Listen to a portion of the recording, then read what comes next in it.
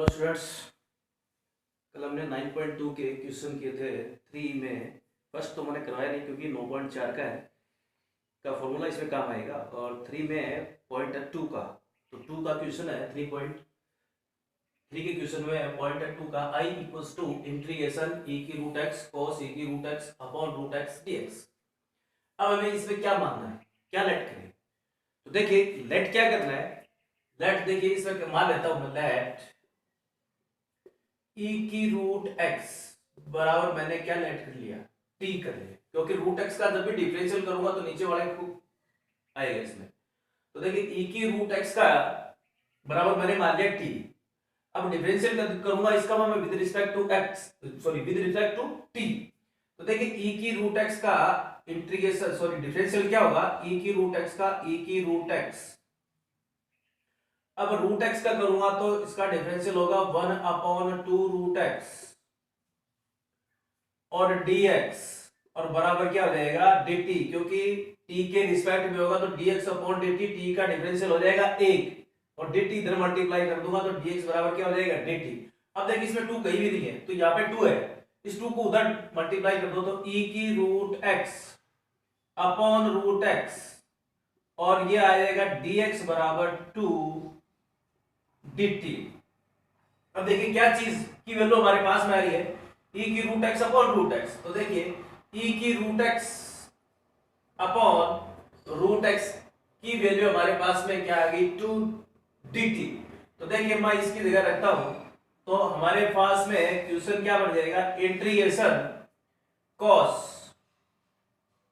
e की root x बराबर हमने क्या माना t cos t into e की रूट x अपॉन रूट है, e की root x upon root x dx बराबर क्या है 2 dt। 2 कांस्टेंट है, 2 को बाहर निकाल ले तो 2 कांस्टेंट है, 2 को बाहर निकालेंगे तो i equals to 2 integration cos t dt। क्या हो गया, 2 बाहर आ गया, इंटीग्रेशन cos t dt। अब cos t का इंटीग्रेशन क्या होता है, तो i equals to cos t का होगा sin t, तो 2 sin t प्लस c। अब हमने t बराबर क्या माना है, किसके बराबर माना है t, e की रूट x, तो t की वैल्यू रख दो यहां पे, तो i equals to 2 sin root e की रूट x प्लस c, ये इसका आंसर हो जाएगा। देखिए ये मेरे को पता है इसलिए मैं मान लेता हूं, आप इसको कम से कम 2 या 3 बार रिपीट करोगे इस एक्सरसाइज को तो आपको भी ये पता लगने लग जाएगा कि क्या मानने से क्या चीज का डिफरेंशियल, क्या चीज की वैल्यू निकल के आ रही है। तो हम जो जो 9.3 से आगे बढ़ेंगे तो सभी क्वेश्चनों में ये मान के ही आपको करना पड़ेगा, लेट करना पड़ेगा हर चीज को। तो इसको कम से कम आपको 2-3 बार निकालेंगे तो आपको भी ये चीजें रिवाइज करने के बाद में अपना आप समझ में आने लग जाएगी कि करना क्या है इन क्वेश्चनों का। तो देखिए e की रूट एक्स cos e की root x upon root x और dx, इसमें मैं क्या लेट करूं कि मेरे पास में कुछ चीज इसमें से खत्म हो जाए। तो मैंने किया e की रूट एक्स, क्योंकि रूट एक्स का डिफरेंशियल क्या होता है 1/2 रूट एक्स, इसका मतलब ये रूट तो आ रहा है इसमें, तो क्यों ना हम इसको e की रूट एक्स को t माने, तो e की रूट एक्स बराबर t माना, तो e की पावर x, e की पावर x का क्या होगा e की पावर x। अब मैं रूट x का डिफरेंशियल करूंगा तो 1/2 रूट x, और t की रिस्पेक्ट में हो रहा है तो dx अपॉन dt होगा, और t का डिफरेंशियल क्या हो जाएगा 1, तो नीचे वाला जो dt था वो इधर मल्टीप्लाई कर दिया, मैं सब में ऐसे ही करूंगा dx बराबर dt। तो e की आप देखिए यहां पे 2 कहीं भी नहीं है तो मेरे पास में 2 आ गया, ये 2 को मैं इधर एडजस्ट कर दिया, तो e की root x upon root x dx बराबर हो जाएगा 2 dt। तो इसका मतलब मेरे पास में e की root x upon root x dx बराबर क्या आएगा 2 dt। तो फंक्शन हमारे पास में क्वेश्चन क्या हो गया, cos e की रूट x बराबर मैंने मान लिया t, वो रख दिया t, और e की root x upon root x dx बराबर क्या है 2 dt। अब देखिए 2 कांस्टेंट था उसको बाहर निकाल दिया, और cos t dt cos t का sin t, अब जहां पे t जो हमने माना है उसकी वैल्यू यहां पे पुट कर दी, या आंसर आ गया। क्वेश्चन नंबर आगे देखिए 4 में फर्स्ट है, क्वेश्चन नंबर 4 में फर्स्ट। क्वेश्चन नंबर 4 में फर्स्ट है I equals to integration dx upon x 1 plus log x, ये है। अब देखिए इसमें क्या चीज लेट करें कि डिफरेंशियल उसमें मिल जाए हमको। तो देखिए x का डिफरेंशियल, इसको x बराबर t मानो तो x का डिफरेंशियल 1 होगा, तो इसमें तो कुछ खत्म ही नहीं हुआ। तो देखिए मैं log x को t मानता हूं, तो log x का डिफरेंशियल क्या होगा 1 अपॉन x। इसका मतलब ये मिल रहा है ना।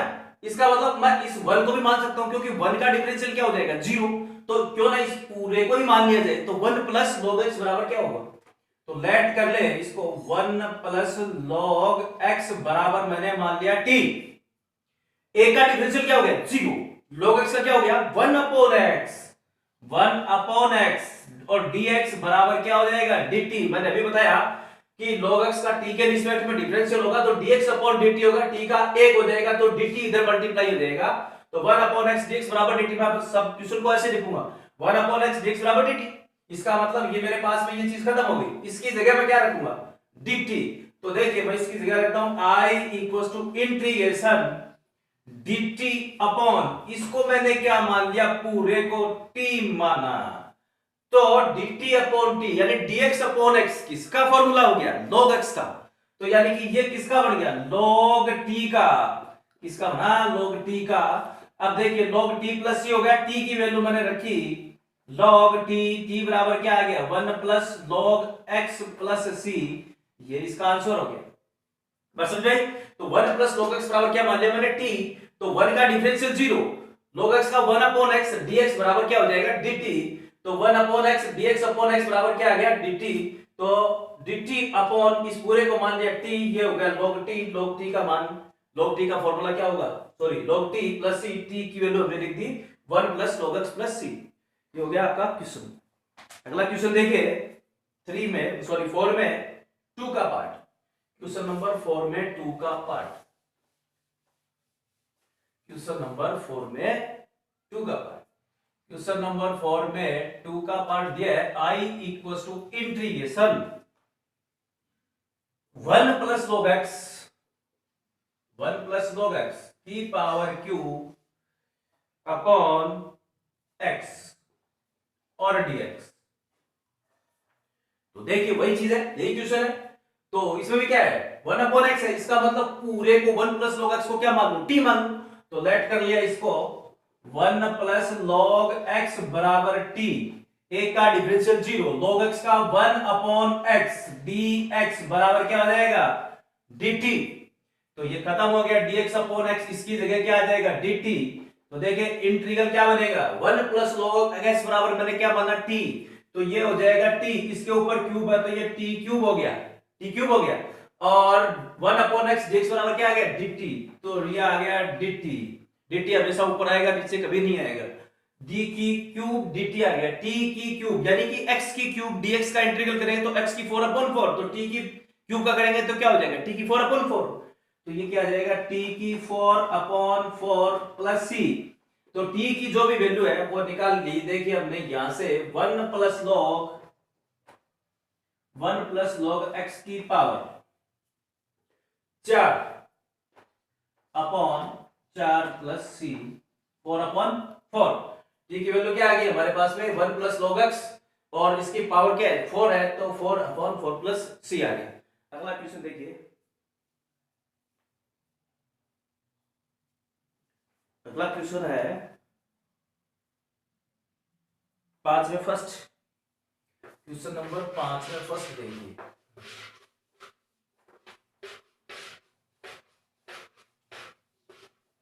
क्वेश्चन नंबर 5 में फर्स्ट, क्वेश्चन नंबर 5 में फर्स्ट है I equals to integral e की power m tan inverse x upon 1 plus x square dx। e की power m tan inverse x upon 1 plus x square. अब आपको पता होना चाहिए कि tan इनवर्स x का ये फॉर्मूला होता है डिफरेंशियल, tan इनवर्स x का ये डिफरेंशियल होता है कि नहीं होता है। तो क्या करना चाहिए, लेट करना चाहिए, या तो इस tan इनवर्स x को मान लो, या इसको यहां से m tan इनवर्स x बराबर t मान लो, कोई समस्या नहीं है। tan इनवर्स x को मानोगे तो भी वही उत्तर आना है, m tan इनवर्स x को मानोगे तो भी वही उत्तर आना है। देखिए तो मैं लेट कर लेता हूं, m tan इनवर्स x बराबर क्या मान लिया, t। m tan inverse x बराबर t, ये बढ़ गया u इंटू वी का फॉर्मूला डिफरेंशियल में, u इंटू वी का। जब मैं m को कांस्टेंट रखूंगा, tan इनवर्स x का डिफरेंशियल करूंगा तो क्या हो जाएगा, m upon 1 plus tan square, sorry 1 upon 1 plus x square. जब tan इनवर्स x को कांस्टेंट रखूंगा, m का डिफरेंशियल करूंगा तो 0 हो जाएगा। तो मैं इसका कर देता हूं m into tan inverse x का क्या हो गया, 1 अपॉन 1 प्लस एक्स स्क्वायर, और dx बराबर क्या आ गया, dt। तो देखिए इसमें m कहीं भी नहीं है तो m फालतू का है, तो इसको डिवाइड में ले जाओ, तो dx upon 1 plus x square बराबर हो जाएगा dt अपॉन m। तो यानी कि dx upon 1 plus x square की वैल्यू मेरे पास में क्या आ गई, dt अपॉन m। अब देखिए हमारे पास में क्वेश्चन क्या बन जाएगा वो देखिए, तो क्या बना, ये बनेगा I equal to integration E। अब देखिए m tan इनवर्स x को मैंने क्या मान लिया, t, e की पावर t, ठीक है, e की पावर t, और dx upon 1 plus x square बराबर क्या आ गया मेरे पास में, इंटू dt अपॉन m। क्या आ गया, dt अपॉन m, तो m तो कांस्टेंट है, बाहर आ जाएगा इंटीग्रल से, तो ये आ जाएगा 1 अपॉन m इंटीग्रल e की पावर t dt, और e की पावर t का इंटीग्रल क्या होगा, e की पावर t प्लस c, तो ये आ जाएगा 1 अपॉन m e की पावर t, t बराबर हमने क्या बना है, m tan इनवर्स x, तो e की power m tan inverse x plus c, ये इसका आंसर हो जाएगा। बस हो गई। तो देखिए e की पावर है tan inverse x upon 1 plus x square, तो ये चीज हमें पता है कि tan इनवर्स का डिफरेंशियल ये चीज होती है, अगर मैं इसको मानूं तो ये चीज खत्म होगी, तो इसको क्यों ना हमें पूरे को ही मान लें, तो पूरे को मान लेंगे, अगर पूरे को नहीं मानेंगे तब भी वही आंसर आना है, और पूरे के मान लोगे तो भी वही आएगा, अगर पूरे को नहीं मानोगे यानी tan इनवर्स x को मानोगे तब भी वही उत्तर आना है। तो देखिए m tan इनवर्स x बराबर t मान लिया, तो m tan इनवर्स x का आ गया dx upon 1 plus x square, dx बराबर क्या हो जाएगा, dt। अब m इसमें कहीं है नहीं तो m को इसको डिवाइड में ले जाओ, तो dx upon 1 plus x square dt upon m, तो यहाँ पे देखिए e की पावर t, मैंने ऊपर वाले को t माना है, e की पावर ये पूरा क्या हो जाएगा t dt upon m, constant है बाहर निकाल लो, e की पावर t का इंटीग्रेशन कर दो। आगे देखिए 5 पॉइंट, क्वेश्चन नंबर 5 में सेकंड पार्ट देखिए इसका, sin px कंपटीशन का क्वेश्चन है भाई, किसका क्वेश्चन है, कंपटीशन का क्वेश्चन है, ये बड़ा अच्छा क्वेश्चन है। sin I equals to integration sin px, sin की पावर है px upon cos p plus 2x, cos p plus 2x, और ये dx, इसका इंटीग्रल करना है। तो देखिए sin की पावर px upon cos p plus 2x है, मैं वो नीचे वाले को p प्लस 2 को अलग करता हूं, देखिए तो I equals to integration sin की पावर px upon cos px into cos square x और dx। तो देखिए p प्लस 2 है, ये cos की पावर p प्लस 2x है, तो मैंने इस दोनों को अलग कर दिया क्योंकि किसकी पावर है ये, cos p प्लस 2x, तो cos px into cos square x dx। अब देखिए I इक्वल्स टू इंटीग्रल, देखिए sin px नीचे गुणा में मल्टीप्लाई में, sin px upon cos px, तो मैं इसको क्या बना दूं, sin px upon cos px, तो क्या बढ़ जाएगा 10 की पावर 10x की पावर क्या बढ़ गया ये p। देखिए sin x upon cos x क्या बढ़ गया 10x, दोनों की पावर p इक्वल है तो क्या आ जाएगा 10x की पावर p। अब ये dx अपॉन cos स्क्वायर को ऊपर ले जाओ भाई, sec स्क्वायर x और dx क्या बन गया cos स्क्वायर ऊपर जाके sec स्क्वायर हो गया। अब देखिए sec स्क्वायर x का डिफरेंशियल tan x नहीं होता, tan x का sec स्क्वायर होता है। tan x का क्या होता है sec स्क्वायर, इसका मतलब मैं किसको लेट कर लूं tan x को कर लूं। तो देखिए